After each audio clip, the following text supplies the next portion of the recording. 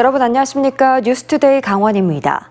수도 설비 업체로부터 뇌물을 받고 수십억 원의 계약을 몰아준 평창군 공무원 2명이 지난달 구속됐습니다. 후임 공무원, 지역 경찰까지 같은 혐의로 추가 압수수색을 받는 등 파장이 커지고 있는데요. 농공단지에 입주한 업체에는 경쟁 없이 수의 계약 형식으로 사업을 맡길 수 있다는 점이 악용되고 있습니다. 윤하은 기자가 취재했습니다. 지난 3월 평창군 상하수도 사업소장을 지낸 국장급 공무원과 팀장급 공무원 등 2명이 구속됐습니다. 관련 업자로부터 수억 원의 뇌물을 받고 30억 원 넘는 사업을 몰아준 혐의입니다. 최근에는 구속된 상하수도 사업소장의 후임 소장과 지역경찰 1명도 같은 혐의로 추가 압수수색을 받았습니다. 업자는 왜 공무원들에게 뇌물까지 주고 사업을 따려고 했던 걸까? 지방계약법에 따르면 농공단지에 입주한 업체가 직접 생산한 물품을 지자체가 구매하는 경우 경쟁 없이 수의 계약을 맺을 수 있습니다. 지역 업체를 보호하고 경제 활성화를 위한 제도로 수의 계약이지만 금액 상한도 없습니다. 여성, 장애인 기업 등 특수한 경우를 제외하면 2,200만 원이 넘는 물품 계약의 경우 2인 이상 견적을 받아야 하는데 상당한 혜택입니다. 무엇보다 계약을 수의 계약으로 진행할지 공개 입찰을 할지 등의 판단도 공무원들의 재량에 맡겨져 있습니다. 평창군만 하더라도 2022년부터 지난해 10월 말까지 관내 2개 농공단지에 입주해 있는 업체 41곳과 256건, 158억 원어치의 물품 계약을 수의 계약으로 맺었습니다. 업체 입장에서는 공무원에게 뇌물을 주고서라도 계약을 따는 게 이익이라고 판단할 수 있는 겁니다. 18년도 이전에는 이렇게 계약 한 번도 못 했거든요. 줄 수밖에 없는 상황 구조고 그렇게 그 사업을 영위를 했어야 되니까. 직접 생산 증명서 같은 업체의 자격 여부를 검증하긴 하지만 워낙 공무원 재량권이 크다 보니 화천에서는 공무원과 결탁해 미자격 업체가 수의 계약을 따기도 하고 전북 군산 농공단지에는 무늬만 공장이 등장하는 등 전국적으로 비슷한 비리가 끊이지 않고 있습니다.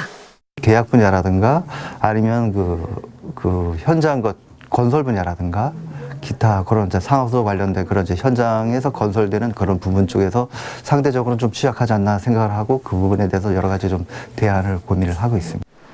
공무원 개개인의 청렴인식 개선도 중요하지만 농공단지 수의계약 심의를 강화하는 등의 제도적 개선도 병행돼야 한다는 지적입니다. 지역 업체를 지원한다는 제도 본래 취지를 살리고 공무원과 업체 간 유착 비리를 근절하기 위한 보완책 마련이 시급합니다. MBC 뉴스 윤하은입니다. 강원대학교가 어제 정원 학칙 개정을 위한 교무회의를 열고 내년 의과대학 모집 인원을 기존 49명에서 42명 늘어난 91명으로 확정했습니다. 강원대는 내년도 의대 정원으로 132명을 배정받았지만 당초 증원분의 50%만 늘렸습니다. 앞서 강원대 의대 교수 비상대책위원회는 교무회의가 열리는 회의장 앞에서 집회를 열고 의대 증원에 반대 입장을 거듭 밝혔습니다. 전국의 의과대학들은 오늘까지 내년 입학 전형 시행 계획을 교육부에 제출해야 합니다. 학교 급식 노동자는 폐암에 걸리면 산업재해로 인정받을 정도로 열악한 환경에서 일하고 있습니다. 특히 기름에 튀기고 볶는 조리를 할 때 나오는 미세입자가 가장 위험하다고 하는데요. 이런 문제점을 해결하기 위한 튀김 로봇이 등장했습니다. 김도균 기자가 취재했습니다. 급식 조리실의 튀김기 앞, 사람 대신 로봇팔이 분주하게 움직이고 있습니다. 치즈 스틱이 든 트레이를 들어 올리고 튀김기 빈 곳을 찾아 조리를 시작합니다. 튀김이 끝나면 기름을 털어내는 섬세함도 보여줍니다. 고등학교 급식 조리실에 처음으로 배치된 튀김 로봇입니다. 튀김 로봇으로 인해서 저희 작업자들이 튀길 때 당시에 그 앞에만 계시지 않더라도 조리 흉에 대한 어느 정도의 많은 예방 그리고 수치상으로 한 10배 정도의 절감 효과가 있다는 걸 보실 수 있을 것 같습니다. 최근 5년 동안 폐암 진단을 받은 급식 노동자는 강원도에서만 6명.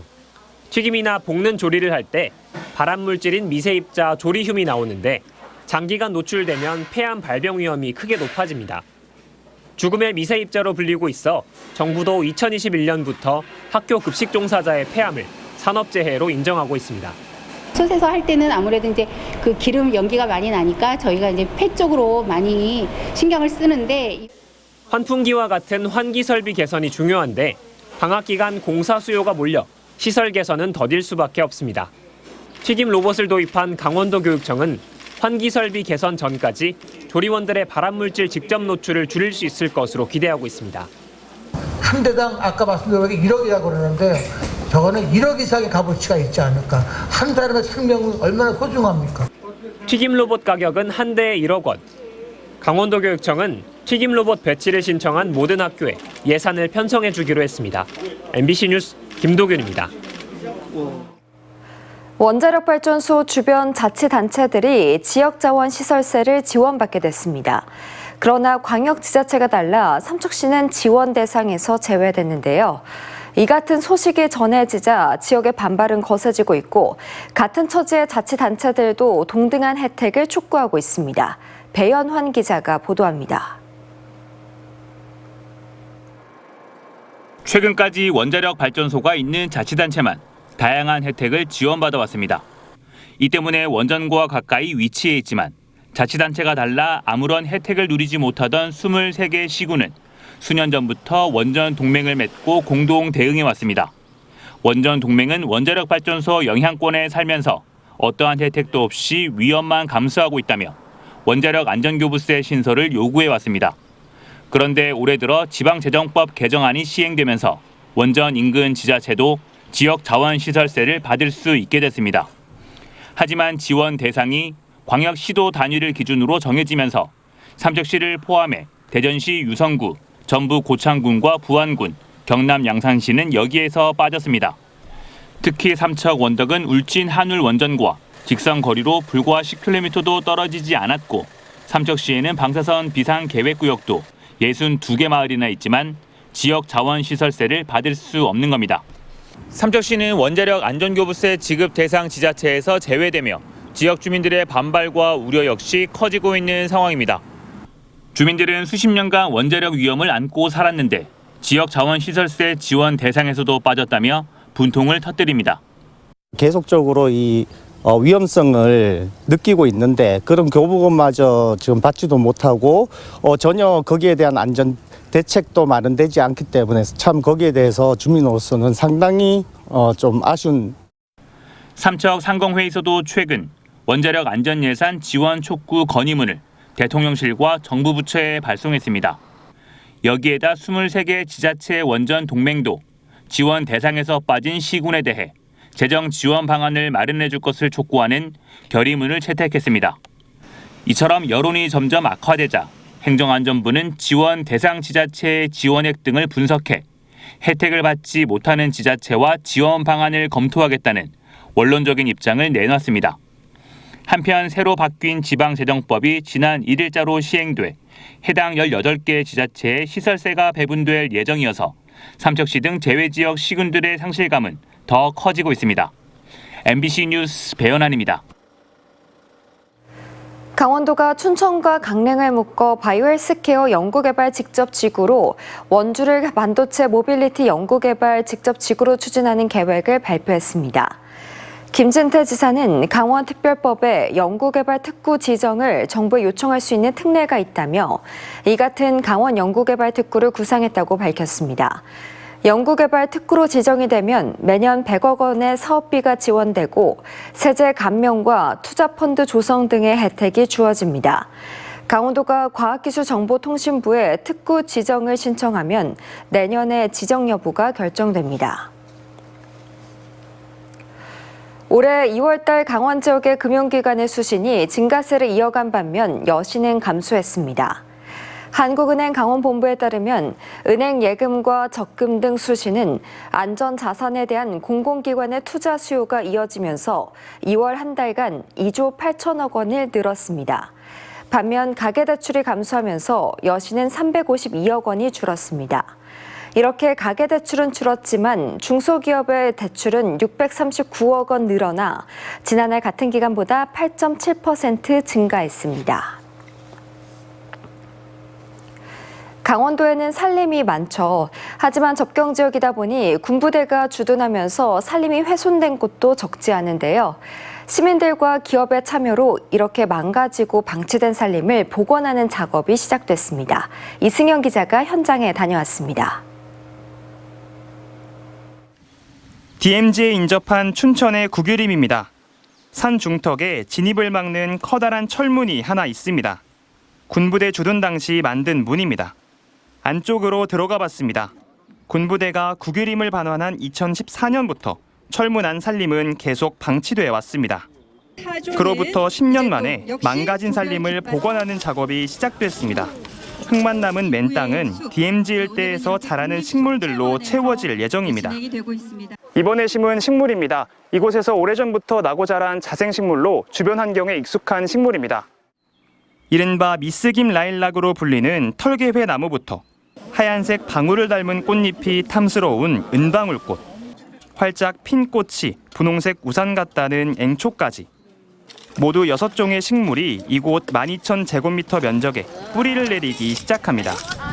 시민들도 나무 심기에 손을 보탭니다. 기회가 돼서 오게 된 건데 보람 있고 처음으로 또 들어오게 된 거니까 이 장소에 의미가 있는 것 같습니다. 이렇게 시민의 참여는 물론 여러 기업의 뜻깊은 기부가 구규림 복원에 힘을 보탰습니다. 이런 국민 참여형 기부의 숲은 지난해 울진 산불 피해지에 이어 이번이 2번째입니다.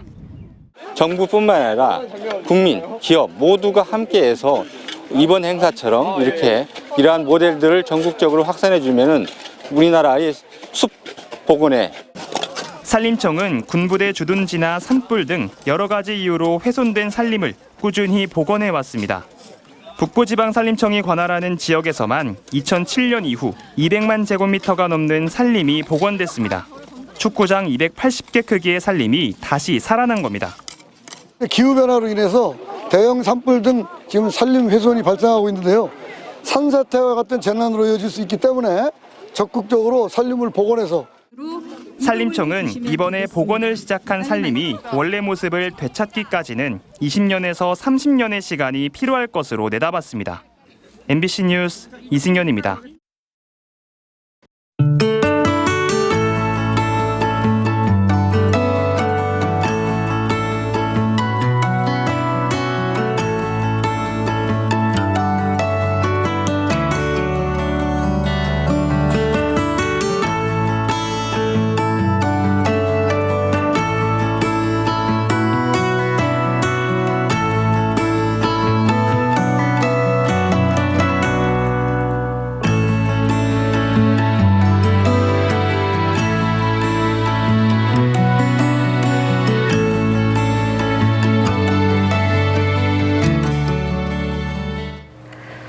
강원도가 당초 예산보다 4,312억 원 늘어난 8조 174억 원의 추경 예산안을 편성해 도의회에 제출했습니다.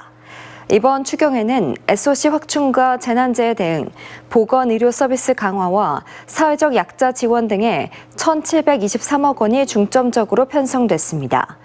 특히 올해 사상 첫 3조 원 넘게 투입된 복지 분야에 167억 원을 추가 편성해 누리과정 교육료 지원과 부모급여, 장애인 직업재활시설 기능 보강을 추진합니다. 또 춘천의 고은리 도청 신청사 건립에도 225억 원의 예산이 편성됐습니다. 춘천시 후평 산업단지가 국토교통부와 산업통상자원부와 공동 주관한 노후 거점 산업단지 경쟁력 강화 사업지구에 선정됐습니다. 이에 따라 춘천시는 2027년까지 후평 산단에 국비 1,390억 원을 투입해 거두와 퇴계 농공단지를 연결하는 바이오 의학 신소재 첨단 산업 거점 단지를 육성할 계획입니다. 후평 산단은 또 산자부의 공정혁신 시뮬레이션 센터 구축 등 8개 부처에서 주관하는 각종 지원 사업에서 우선권을 갖게 됩니다. 국민건강보험공단이 제2사옥을 개청하고 업무에 들어갔습니다. 원주시 반곡동 버들초등학교 맞은편에 들어선 건보공단 2사옥은 총 12개 층에 16개 부서, 84명이 일할 수 있도록 설계됐고 일단 11개 부서가 사용합니다. 또 로비와 지하 1층에 카페와 편의점, 세탁소 등 편의시설도 들어설 예정입니다. 건보공단이 임차에서 사용하던 6개 사무실을 정리하고 1사옥과 2사옥, 광해공단 사옥 일부에 나눠져 입주하게 됩니다.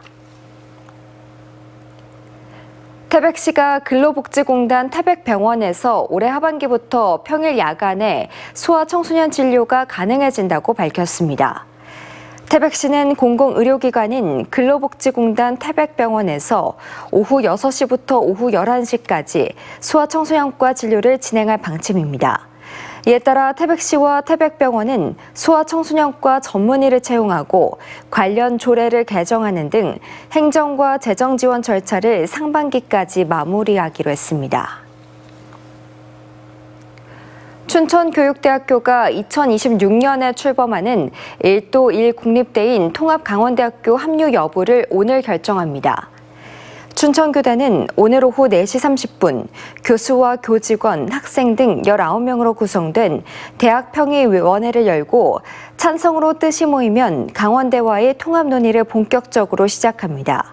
앞서 대학운영위원회와 교수회는 강원대와의 통합 추진에 찬성 입장을 밝혔습니다.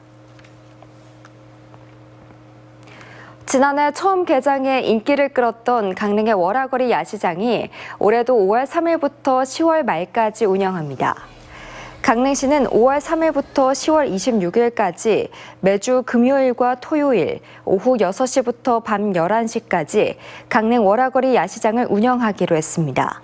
지난해에는 11월까지 운영했지만 10월 이후 밤기온이 크게 떨어지며 이용객 수가 줄어든 점을 감안해 올해는 10월 말까지만 운영할 계획입니다.